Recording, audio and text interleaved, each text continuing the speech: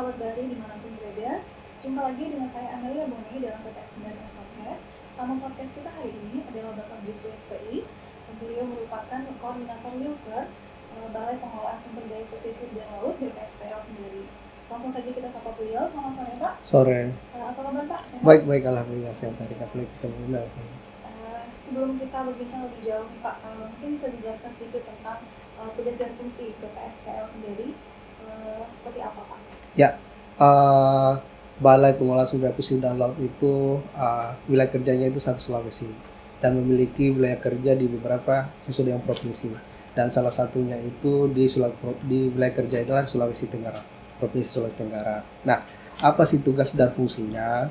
Tugasnya BPSPL Makassar itu adalah melakukan pengelolaan yang meliputi perlindungan, pelestarian, dan pemanfaatan sumber daya pesisir dan pulau-pulau kecil dan ekosistemnya secara berkelanjutan sesuai dengan ketentuan peraturan perundang-undangan berlaku. Nah, itu adalah tugas utama. Sedangkan fungsinya kita dalam sebagai unit pelaksana teknis Dirjen Pengelolaan Ruang Laut, fungsinya adalah melakukan perencanaan, melakukan penyusunan program, penyusunan evaluasi terkait dengan pemanfaatan, perlindungan dan pelestarian sumber daya pesisir dan laut dan ekosistemnya. Kemudian melakukan pengendalian ruang laut, fasilitas pengendalian ruang laut, kemudian melakukan konservasi sumber daya pesisir dan laut dan ekosistemnya, kemudian melakukan mitigasi bencana dan pencemaran lingkungan, kemudian terkait dengan melaksanakan konservasi habitat, konservasi jenis, dan konservasi genetik. Itu ada beberapa fungsi yang dilakukan oleh Balai Pengelolaan Sumber Daya Pesisir dan Laut Makassar dalam melakukan pengelolaan wilayah pesisir dan pulau-pulau kecil. Kemudian terkait dengan salah satu tugas BPSPL sendiri, yaitu terkait dengan pelaksanaan pengawasan perdagangan jenis-jenis ikan yang dilindungi. Nah, menurut Bapak dan teman-teman di BPSPL sendiri, apakah sampai sejauh ini di PPS Kendari ya Pak khususnya ada ikan-ikan yang dilindungi yang mungkin tertangkap oleh nelayan? Ya, untuk pengamatan dari 2015 di wilayah di Pelabuhan Perikanan Samudra, kita tidak menemukan adanya jenis ikan yang dilindungi. Cuma yang kita melakukan pendataan, penanganan itu terkait dengan backcatch, hasil tangkapan sampingan untuk jenis hiu dan pari. Nah, karena ada beberapa yang tertangkap sampingan yang didaratkan di baik di PPS Kendari ataupun di PPI Sodoha. Itu ada beberapa hal, karena untuk terkait dengan perdagangan jenis ikan ini, kita mengacu pada ada permen terkait dengan pemanfaatan jenis ikan dilindungi dan masuk CT dan terancam punah. Kemudian kan misalnya Pak, kan nelayan rata-rata pengetahuannya tentang jenis-jenis ikan yang dilindungi masih sangat sedikit.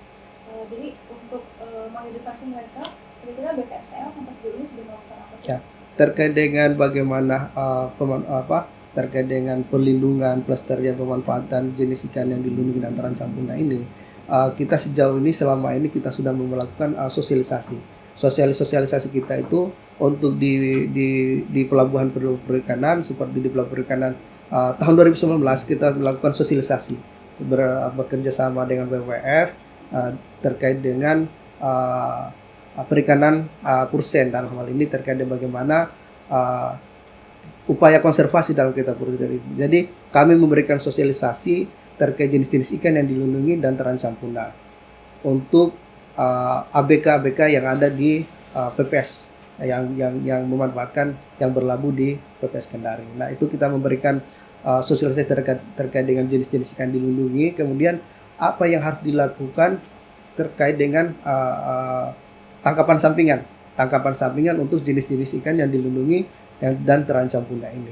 Kemudian kami juga melakukan pemasangan poster untuk di PPS Kendari kan belum melakukan pemasangan poster, tapi untuk di PP Sodoha kami sudah melakukan pemasangan poster dan sosialisasi ke pengguna dan nelayan di sana terkait dengan jenis-jenis ikan yang dilindungi dan terancam punah yang bisa dimanfaatkan dan tidak boleh dimanfaatkan.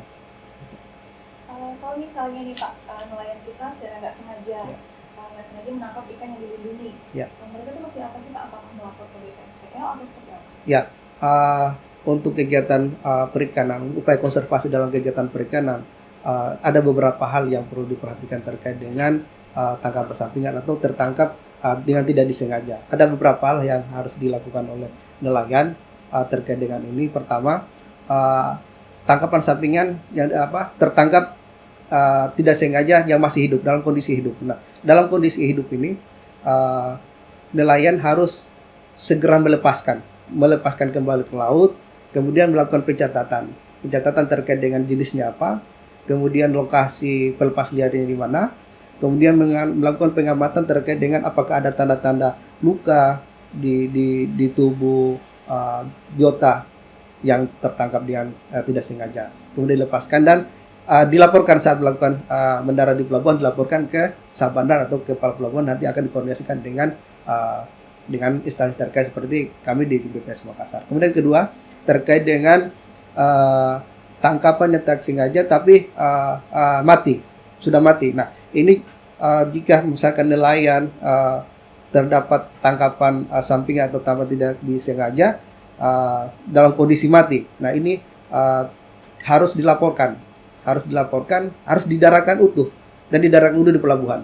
Dan dilaporkan ke kepala pelabuhan terkait dengan jenis biota dilindungi yang tertangkap dan melakukan pencatatan terkait dengan jenis, ukuran dan tanda-tanda yang ada di tubuh ini. Karena kemudian itu dikoordinasikan dengan pihak terkait atau seperti BPS Makassar untuk dilakukan penanganan. Karena untuk penanganan jenis ikan dilindungi itu penanganan mati itu dilakukan dengan 3 cara. Itu dilakukan dilakukan pemusnahan, dibakar, kemudian dikubur dan ditenggelamkan. Itu kalau untuk jenis ikan yang dilindungi. Itu untuk dua hal yang harus diperhatikan oleh nelayan.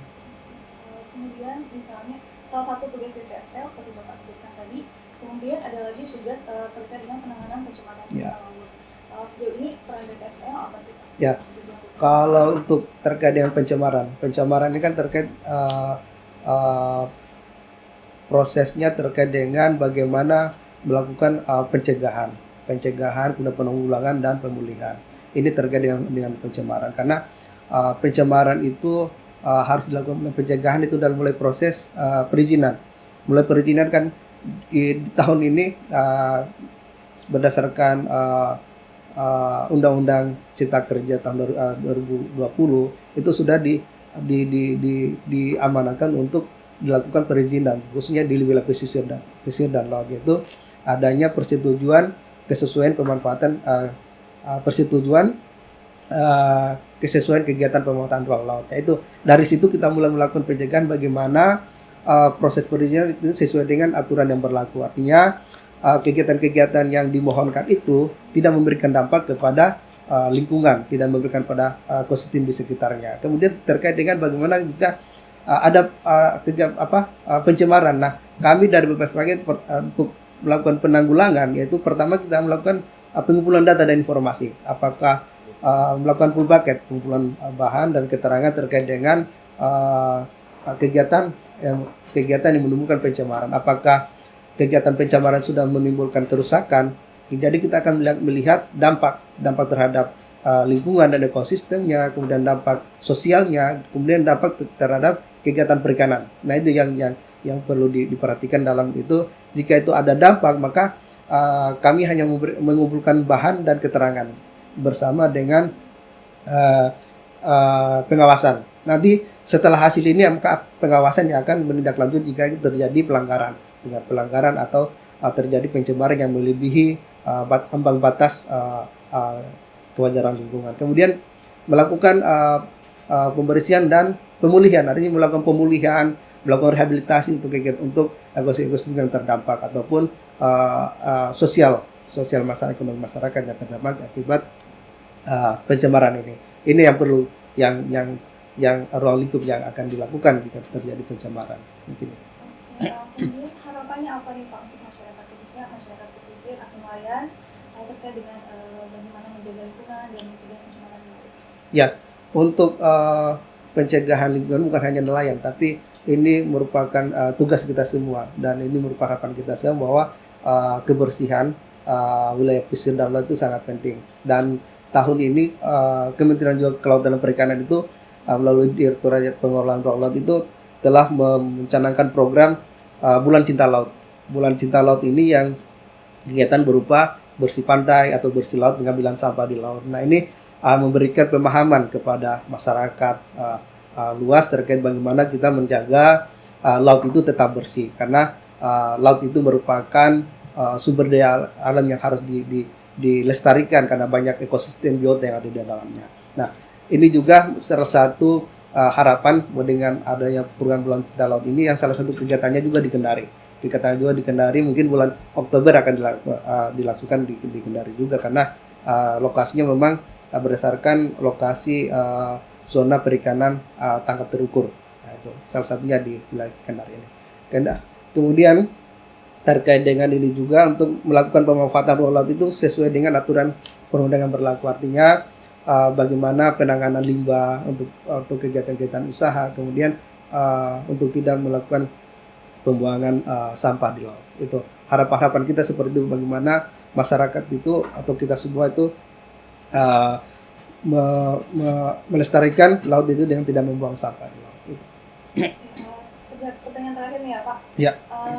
Untuk kedepannya apa sih kira-kira rencana Bapak dan mungkin teman-teman di BPSPL sendiri terkait dengan dua tugas utama tadi yang dijelaskan? Untuk kegiatan perdagangan jenis ikan yang dilindungi ini, kita merupakan tugas rutin dari Balai Pengelolaan Sumber Pesisir dan Laut Makassar untuk melakukan pendataan, memberikan perizinan kepada pengusaha atau masyarakat atau nelayan yang melakukan perdagangan untuk jenis ikan yang dilindungi, jenis ikan yang masuk appendix CITES, dan jenis ikan yang memiliki kemiripan dengan yang dilindungi atau yang masuk appendix CITES. Itu merupakan kegiatan rutin yang selalu kita melakukan pengendalian baik dalam proses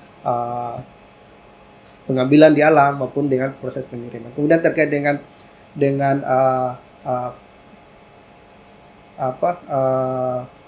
pencemaran lingkungan ini yang perlu ini adalah kita melakukan identifikasi potensi wilayah pesisir dan laut itu, potensi terkait dengan kemungkinan akan terjadinya pencemaran, seperti misalkan lokasi-lokasi di mana yang mungkin kegiatan pertambangan sangat tinggi, yaitu itu adalah potensi-potensi yang besar yang berdampak pada pencemaran wilayah pesisir dan laut. Dan ini kita sudah melakukan pengumpulan data informasi bersama dengan PSDKP, bagaimana terkait dengan dampak-dampak yang ditimbulkan kegiatan-kegiatan yang ada di wilayah pesisir dan laut itu. Sebelum kita tutup Pak, mungkin ada closing statement dari Bapak? Ya, terima kasih. Terkait dengan dua hal ya, yang terkait perdagangan jenis ikan, bahwa dalam melakukan perdagangan pemanfaatan jenis ikan itu harus memiliki izin yang dikeluarkan oleh Menteri Kelautan dan Perikanan berupa surat izin pemanfaatan jenis ikan. Itu yang harus dipenuhi oleh pelaku usaha dalam memanfaatkan jenis ikan dilindungi dan terancam punah. Kemudian kedua terkait dengan kegiatan pencemaran, ini itu harus terkait dengan perizinan yang mulai dari izin lokasi dan izin terkait dengan usaha resiko yang memiliki resiko tinggi. Itu harus memiliki beberapa izin tersebut, sehingga dampak lingkungan ke wilayah pesisir dan laut itu bisa diminimalkan ataupun dihilangkan. Itu. Demikian wawancara kita pada hari ini. Diucapkan terima kasih kepada narasumber.